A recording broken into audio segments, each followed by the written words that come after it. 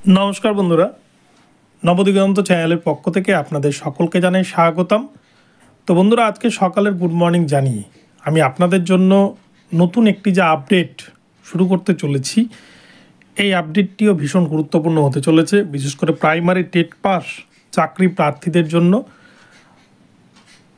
তো এই আপডেটের মধ্যে কি রয়েছে, তো এই আপডেটে রয়েছে 5% প্যানেল নিয়ে আবারও কিন্তু নতুনভাবে দায়ের হলো কলকাতা হাইকোর্টে নতুন মামলা। বঞ্চিত চাকরি প্রার্থীরা নিজেদের বঞ্চিত মনে করে 5% প্যানেল নিয়ে মামলা দায়ের করলো বিশ্ব শহীদ বসু এজলাসে। এই মামলার শুনানি কবে আছে, এই মামলার সিনপসিস কী রয়েছে, সমস্ত কিছু ভিডিওতে দেখব। তবে তার আগে বলি, যারা প্রথমবার চ্যানেলটি দেখছেন আপনারা অবশ্যই চ্যানেলটিকে সাবস্ক্রাইব করে দেবেন এই ধরনের আপডেট সবার আগে সর্বপ্রথমে পাওয়ার জন্য। তো চলুন আমরা মূল পর্বে গিয়ে সমস্ত বিষয় জেনে নিই এই মামলা সম্পর্কিত। তো বন্ধুরা 5% প্যানেল নিয়ে পশ্চিমবঙ্গ প্রাথমিক শিক্ষা পর্ষদ, স্কুল সার্ভিস কমিশন এগুলোর ক্ষেত্রে 5% প্যানেল নিয়ে কিন্তু প্রচুর অভিযোগ রয়েছে, ভুরি ভুরি অভিযোগ রয়েছে।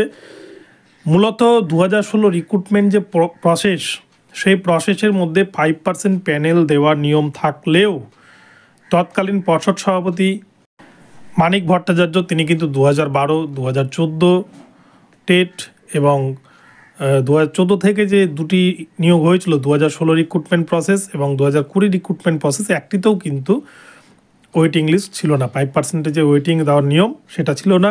অপরপক্ষে 2022-এর যে রিক্রুটমেন্ট প্রসেস 9533 প্যানেল, সেটিও কিন্তু 2016 রিক্রুটমেন্ট রুলসে তৈরি হয়েছে, সেখানে 5% প্যানেল দিয়েছে। যদিও সেখানে 5%-এর প্যানেল দিলেও সেটা নিয়োগ নিয়েও কিন্তু বহু চর্চা হচ্ছে, বহু কিন্তু ওই নিয়েও কিন্তু বহু মামলা হয়েছে কলকাতা হাইকোর্টে।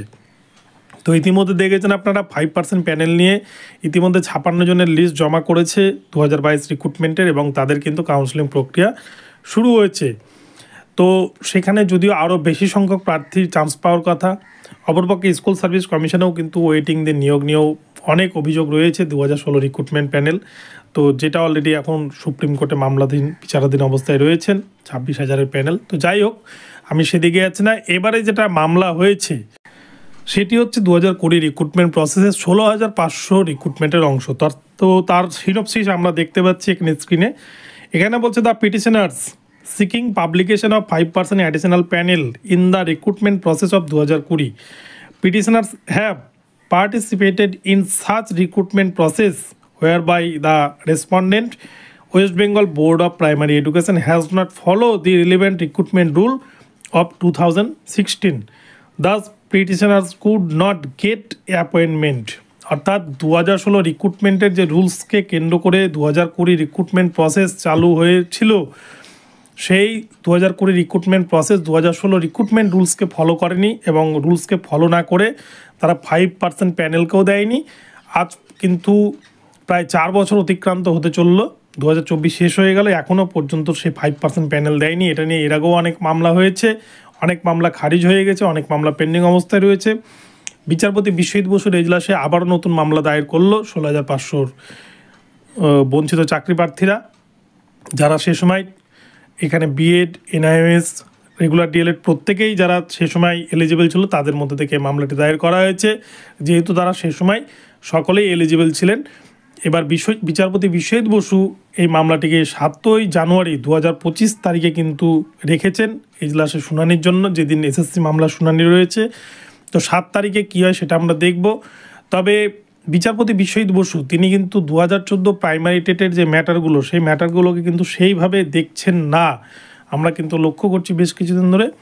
তো আগামী 7 তারিখে তিনি এই বিষয়টার উপর জোর দেন কিনা সেটাই দেখার। তো বন্ধুরা এখন এই পর্যন্ত রইল 2014 প্রাইমারি টেট থেকে নতুন করে 5% মামলায় কি হয়, নতুন করে নিয়োগের অর্ডার হয় কিনা সেটাই দেখার। তো ভিডিওটি এখানে রইল, ভালো লাগলে অবশ্যই চ্যানেলটিকে সাবস্ক্রাইব করে দেবেন। দেখা হচ্ছে পরবর্তী ভিডিওতে, ধন্যবাদ।